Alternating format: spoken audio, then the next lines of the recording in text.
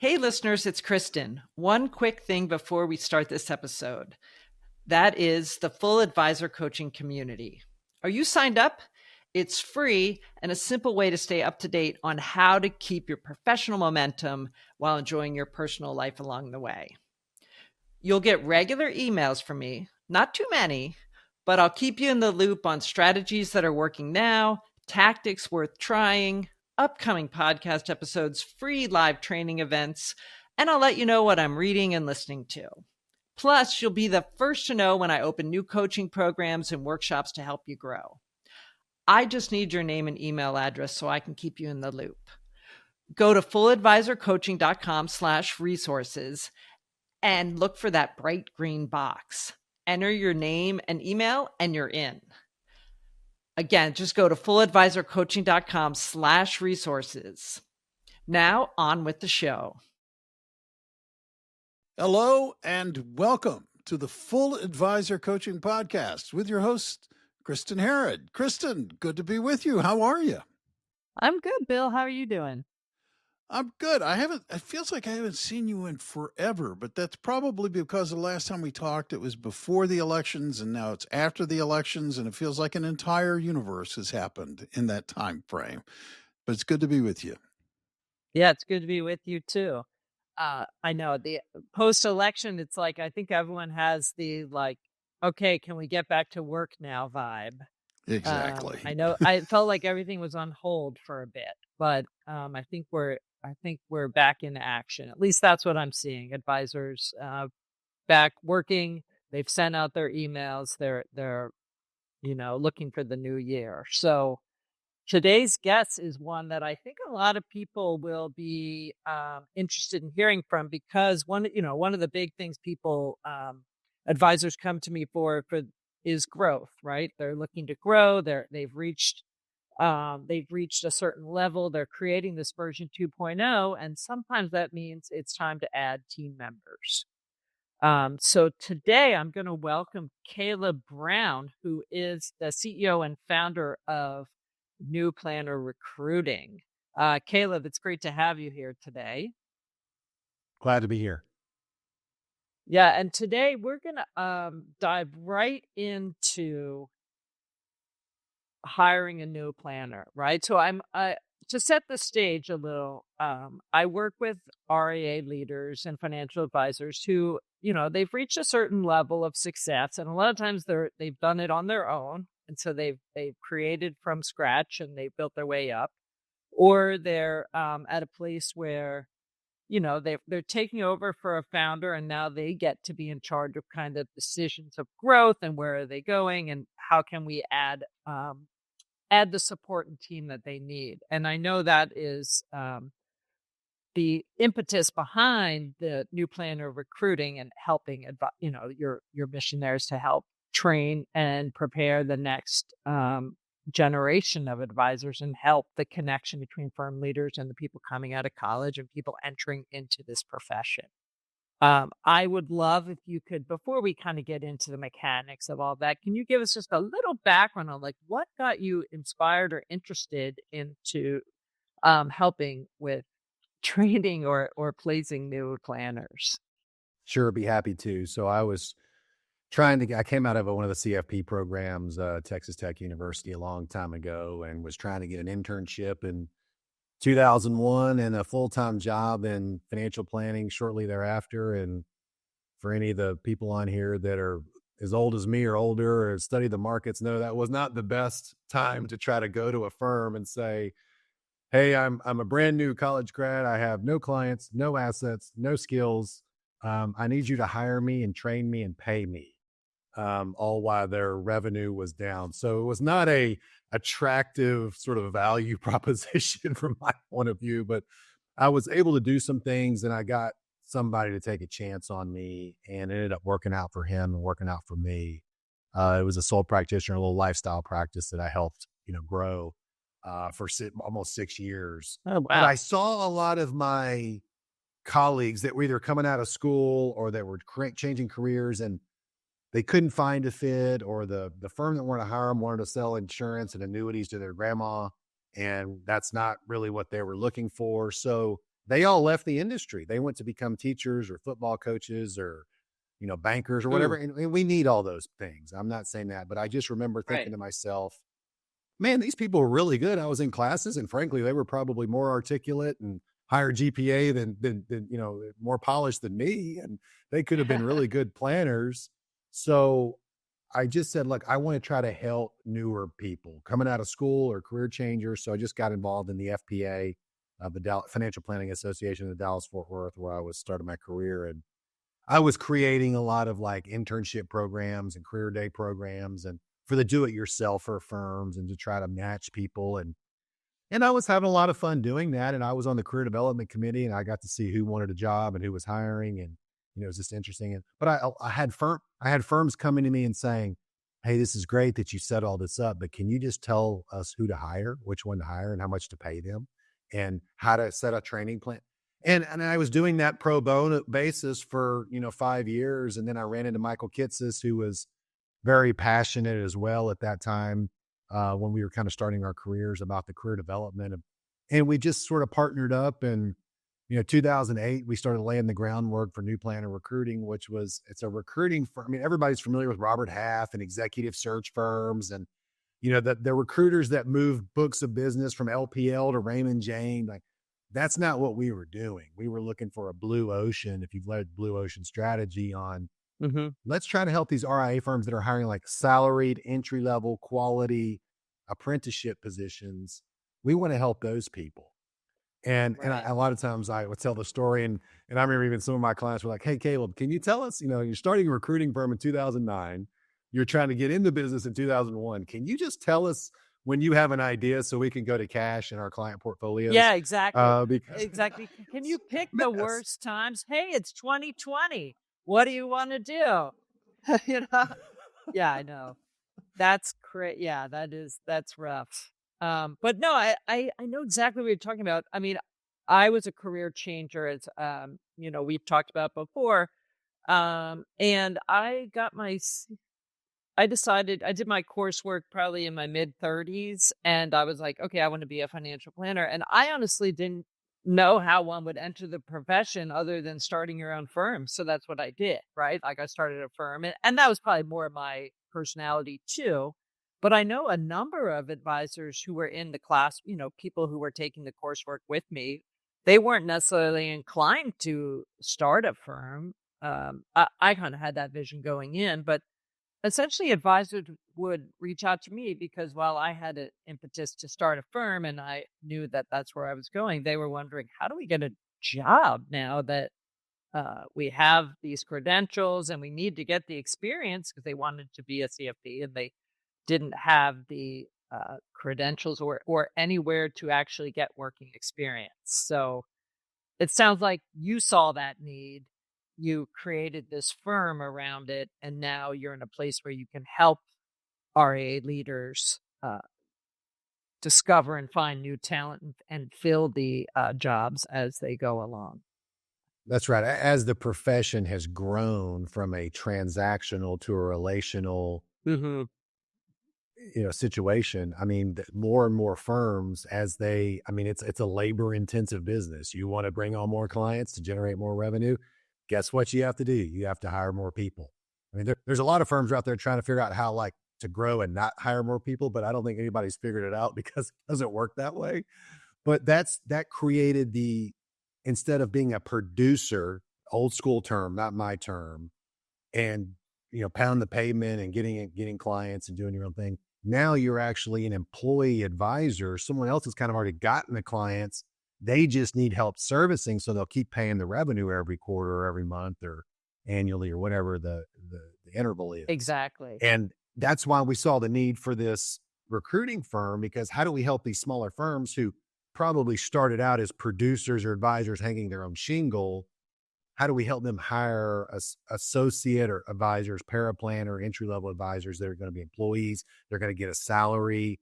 At least initially, they're not going to be responsible for bringing on clients, but as their career progresses, they will be. And really the goal is for them to keep freeing up and leveraging the senior person or senior people's time to work with more clients, bigger clients, or just have a better quality of life and maybe work fewer hours and spend more time running the business versus in the trenches if that's one of their goals.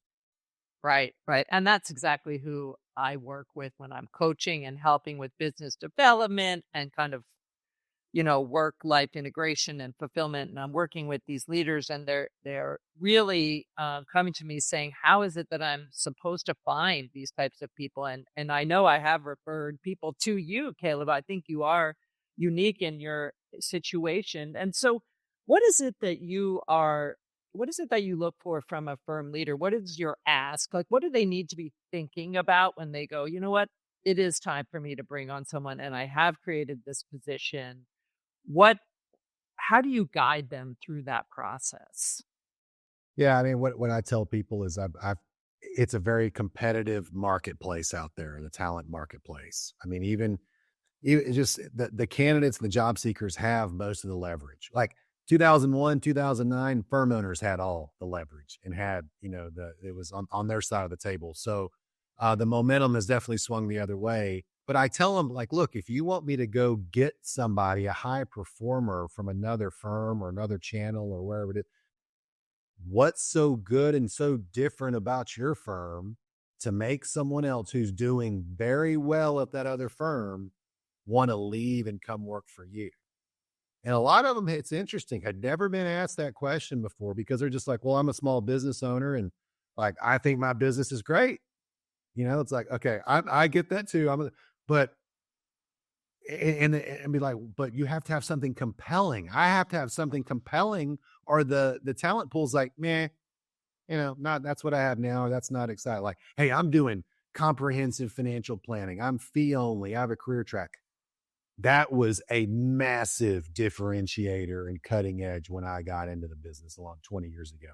Now it's like table stakes, right? So, usually the firms are, that, hey, we're invested in our employees just as much as we are in our clients. We're growing at double digits. We're trying new things, trying new software. We're trying to grow. We have several people on our team that we've taken right out of school or career change, and we've gotten them up to a partner or lead advisor in a very short amount of time. It's all of that stuff is, I mean, those are just a handful. That's sort of what the talent pool is looking for. I know if I have one or more of those items, I can go to the talent pool and say, look, you really need to look at this firm. They're doing things differently. A lot of times it's charging, right now, advice only. That's very popular. Like people are like, oh, AUM sucks. I don't want to work at an AUM firm. Like, okay, that's 99% of the firms out there.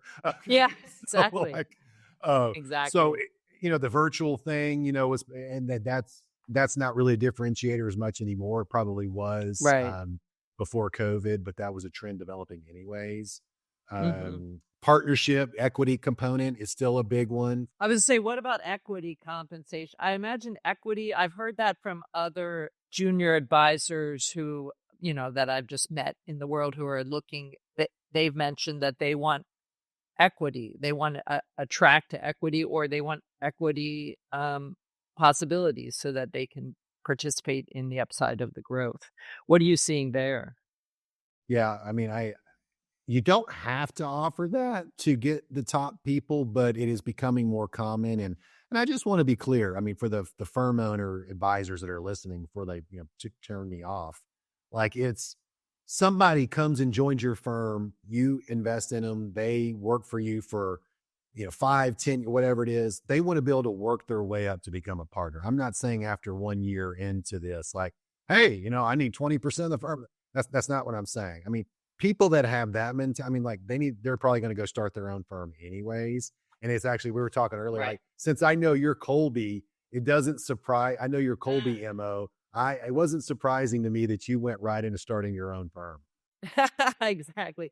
Yeah. So let's touch on Colby. Just it's one of the tools that you use to evaluate advisors, right? So let's talk about how you look at the candidates that you're evaluating and helping, and how do you help make the matchmaking work? Yeah, and the main point here is there's lots of different data points that have to match up. It's a little bit like buying a new house, right? Like, hey, the location's got to be right, but they got to have the right number of garages, the right number of bedrooms, and we got to have that. I mean, all that the price has to be right. All that has to match up. So not just like, okay, well, I'm looking for somebody and, we're in Cleveland and, oh, there's a person, like, let's do this. That's the way it used to be done. But in we as part of our recruiting process, especially with the entry level people, and we're dealing with people that have less than 10 years in the business typically. So let's just call it, couple $100,000 and people under that. That's who we kind of recruit. And Mm-hmm. it's different if you're recruiting a senior advisor, someone who's got a lot of experience. It's like, okay, do they have the credentials? Do they have a client book of business? Are there client retention? I mean, that's pretty easy to see whether they've been successful and have the skills or not. Okay, pretty straightforward. Well, somebody that's newer, it's like the iceberg that sunk the Titanic, right? There's all this on the top of the water, but then all this stuff below. So that's our screening process. We get in there and we're looking at the three parts of the mind, right? Cognitive, affective. So that's the thinking, the feeling, and then the conative, which is the doing. The Kolbe is part of the conative. So Okay. how does Caleb Brown prefer to do something and take action? Not that it's bad or good or right or wrong, but for me, I'm a detailed. I like to, prefer to gather facts, figures, research. I want to have all my ducks in a row. I have all my stuff printed out before I go into a client meeting. I'm very process. I want to develop processes, organization, structure. I'm more of a stick with what works as long as it's working well. Okay. So going through using that Kolbe tool, we have the firm owner fill out how they think that the person needs to be wired and how they think that person needs to approach things. And that's called a Kolbe C. And then we match that. We have, it's an empirical measure. We use the right fit, and every candidate that comes to us, we just match to this profile. And it gives us more than just a shoot from the hip, like, oh, this person's really smart and they're really outgoing. And, oh, it's like the firm owner like 20 years ago, because that's what they all kind of want to hire. Like, hey, I want me 20 years ago. And it's like, do you really want that? I don't know. Let's think about that for a minute. So, and that way, if we put somebody in the right, the position, they're going to not get burned out because they're constantly going against the grain. Let me give you an example. If you have somebody who prefers to gather a lot of detail and you're putting them in a role where they have to make lots of decisions, they could be small, but every day, lots of decisions without any of the facts, even if you're paying them a ton of money, it's virtual. They live right next to you. You're giving them they're going to leave. They're going to get burned out. Yeah, that's a great example. And the Kolbe tool is just an assessment that you use if people are not familiar with it. And you answer a whole bunch of questions, and then it renders a profile back that you can match on different attributes. Do you use other tools? How else do you gauge the other parts of the personality or fit? So for the affective, a lot of interviews and just interact. We have a multi-step screening process that we take the candidates through. I mean, they have to do some interviews. They have to do a resume review. They have to do some time value of money. They have to do some algebra. They have to do a writing sample. They have to do a 30-question mini CFP quiz that's timed. I wonder if I could pass. Yeah. I'm scared. That's great. Wow, that's rigorous.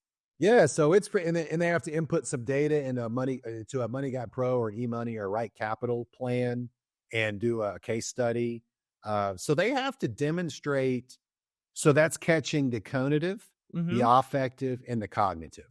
Wow. You want to make sure you're touching all three areas. What most advisors do, it's like, oh yeah, give them an IQ test, or oh, that person's smart. Give them a personality test. Oh, they're outgoing. Let's just hire them. Right. But if that Kolbe piece, like I said earlier, is out of alignment, they're not going to be at their highest and best use. And that's a failure if you're a leader and a manager and you're paying this person all this money and you're only getting 60% out of them. It's great to hear that someone's out there really looking to try to find a fit for the culture of a firm, so that these firm owners and leaders and people who are in the hiring position, when they come to you, they can feel confident that you're taking a lot of the legwork off of their plate, right? Because that's a big ask. And I've worked with so many advisors who are just like, they rush. They're kind of, they might be like me, where they're a quick start type of person, where they're like, fine, here's a person. They seem interested. I like them. Let's hire them. So I appreciate that there's a process in place, and that you are taking the time and having the in-depth conversations with someone to be able to provide a quality viewpoint of a candidate and really find that match. How do it? How do firm owners who are interested in hiring? What is the process if they're working with you? What do they have to do? Yeah, thanks for asking that. I mean, I don't let them off the hook either. I mean, I'm a fact finder, so I gather some data and there's a small onboarding process they have to go through. But really my value proposition to these firm owners, you just alluded to it, is probably very similar to the value proposition they're making to their clients, and it's not a coincidence that I've set my process up to mirror theirs where, look, we meet to see if it's a fit. I make sure there's enough there for me to recruit and get the candidates excited about, engagement, and we charge a flat fee. So there's a half the project fee up front. And then we start the onboarding process and it's painless because look, I want them to offload this onto us because we do this all the time. We know what we're doing. Most of these RIA firm owners that we deal with don't hire somebody every week. They might hire somebody every couple of years, right? So Right. they have to fill out a questionnaire. They have to do some Kolbe stuff. They have to talk about the tech stack, a little bit about the value proposition. Then we create a job description and basically a marketing plan for how we're going to market this to the talent pool. And it's up to us to fill the pipeline. And we just start whittling people out and then really kind of go to them with, hey, we had this many people interested. Here's who we talked to. We've got it whittled down to the top 4 to 5 gold medalist finalists that we want you to talk with. And then if you talk to them and you want to go forward, we'll talk to them as well, because sometimes they may not want to go forward after talking to you. And I know that's a big shocker to some of the firms, like, well, I would have killed for this job.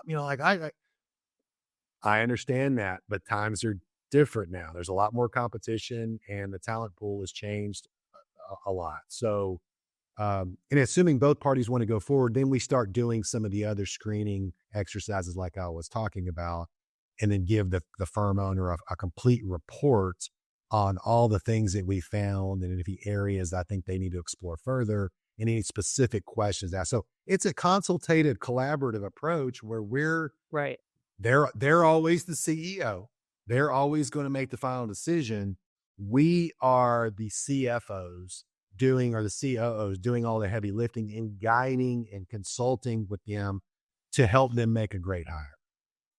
Oh, that's fantastic. And I will say I have been able to, I've had the opportunity to be on the inside on a little bit of that, just with one of my clients who worked with you.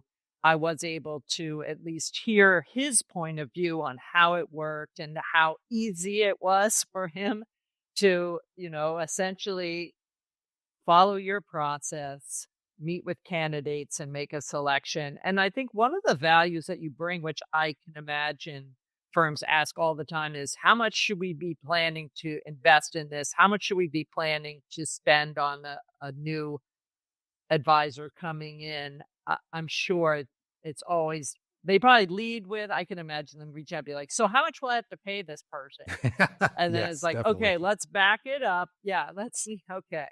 How much am I investing in this person? So I'm not asking you for a number here, but I imagine that It does. there's a lot of variables that go into that, the actual cost of if I've never hired and now I'm bringing in a planner, what do I need to think, what am I up for here?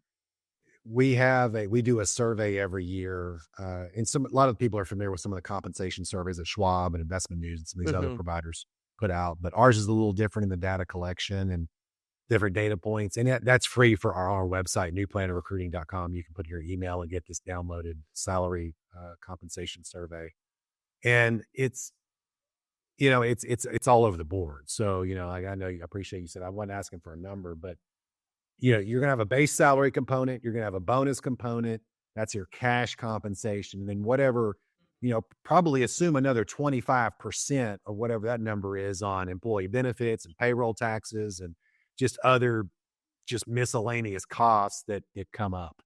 And I think one of the most important things is that there's probably a lot of market related compensation things. So someone hiring for a position, say in Ohio, is going to be very different than hiring for a position in California. But then I know you also have to think about if it's virtual or people, are hired by a California firm but working from Ohio, what does that look like, and how do you figure that out? So I don't know how much people are trying to arbitrage, take advantage of some of those things. What I see, and I saw this even before COVID, was your high cost of living areas. Let's just pick any city on the West Coast. Mm-hmm. They like, look, we can't pay an entry level person enough to afford housing, so just find us somebody virtually in the a lower center of the country or something, and we'll fly them out every quarter for a team building. I mean, that was already sort of gaining a lot of steam before the pandemic. And I mean, there's pros and cons with that as well. I mean, a lot of the firm owners are a little bit more old school, and I'm kind of like that. I mean, I probably prefer to be in person, but I've had a virtual recruiting firm since 2009, way before COVID. So it's much more difficult to manage people, hire people, and have a culture. But it gives you it gives you more access to a larger talent pool. But you got to hire the right people. You got to be able to trust them, because you can't really see them. You don't know what's going on. I mean, it's something that I've had to work really hard at. I still don't have it. And I think a lot of the firm owners out there, like, look, I'm at a stage in my career and I'm already making gobs of money. I'm having love. I don't want to have to learn how to be a good leader, and I don't want to have to manage people virtually yet. And I totally get that, and I totally respect it. Right. Yeah. No, I'm there's a lot that goes up there. I've worked with other firms too who have had to hire virtually to get the talent they need, because they can't, they don't have the talent locally, and then so they've had to make those adjustments to change the service model and look at different things for also the same reasons about cost of living and all of this. So your job is certainly one that I don't envy. It's hard work, I'm sure, but it sounds like you have quite a passion for helping these advisors find positions to help it. I mean, it really sounds like your motivation is to serve these new advisors coming up and helping them find the right fit to serve, to help them get on the path for a fulfilling career. When I was a full-time advisor after I came out of school in Texas, we had like 50 clients that we were working with, and I was able to help 50 people, and that was great. But at the end of the day, I want to help a lot of people. And the recruiting is really cool, because now I can help 50 firms hire the right person. I can help 50 people get a new job. But every person we put into a firm, every new advisor, well, that's another additional 100 Americans that can get access to financial planning. Yeah. Because one CFP, one advisor can work about. So that's an exponential number. That's really cool. And all my buddies are like, why don't you just go upstream and just recruit the big fish and get a bigger fee and have. That's just not really what I want to do. I mean, we've done some of that. We can do it. I like the sort of the entry level people and growing the profession and getting that CPA that's been 3 busy seasons, getting that person over, getting her over to a firm, getting somebody out of a crappy channel, getting someone with a horrible boss or PE firm just took over somebody, like getting those people into a good situation. That's very fulfilling and rewarding for me. Oh, that's fantastic. I love hearing that. And I think about the scale impact as well, having been a former financial advisor.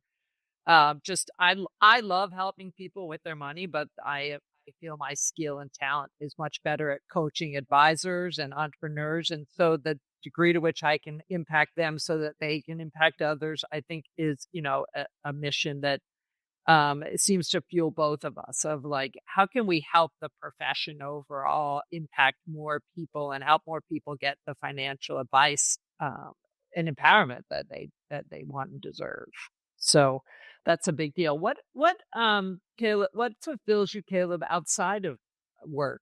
Obviously you're very driven in the work that you're doing, but what do you like to do when you're not recruiting? I mean, I do like to be outside in nature. And, a couple of years ago, I was fortunate to be able to go hike Mount Kilimanjaro and get to the top of that. Oh, that's amazing. My stepmother was from Arusha in Eastern Africa, Okay. and we took her back to her hometown, and we were able to climb. But being outside, Wow. just in the mountains. I live here in North Georgia, so mountains, and Oh, just I do some adventure races. So just sort of staying active, staying out in nature, doing things, and camping, hiking, trail running, stuff like that. But also too, I mean, just I like being around people. Even for an introvert, I like being around people. I do have to be mm, away from people to re-energize, but right, I right. like being around people. And this is the recruiting, so professional, but it's also personal on being a dad and having small kids. And then also, being part of my church and the deacon, just on the spiritual side, like helping people just realize their full potential. Ah, yes. That in all aspects, professional, personal, spiritual, all that, just helping people, I mean, like, coaching them and just like sharing stories and, trying to encourage. And it's just really fun. Oh, that's fantastic. I bet you are, if you've done the Myers-Briggs, I bet you're an intuitive feeler in the, I'm gonna guess you might be like an INFP maybe, or an INF. INFJ, I think, is where I am. Yeah. Okay, because I'm an INFP, which makes me go, all of those things you just said resonate with me, of like just that wanting to help people and seeing potential in others and wanting them to see it for themselves. And it just kind of warms me to hear you say that. And it's good to know there's people out there doing that. Um, okay, so if advisors are hearing this and or firm leaders and they're like, "Oh, thank goodness Caleb's here. How can they reach you? What can they do to get more information?" I heard they can get a salary report. So if they're worried about how much they have to pay, they can go sign up, give their email address, get their salary report. But how else can they kick off the process with you?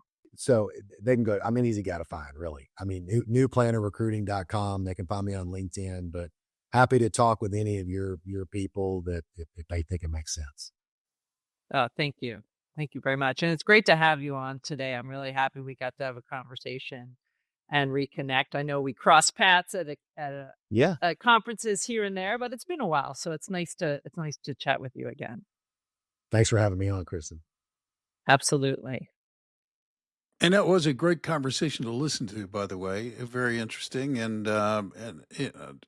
Caleb, I respect the fact that you accept your niche in terms of bringing new financial planners into the market, because I run into a lot of them, obviously, through the course of what I do.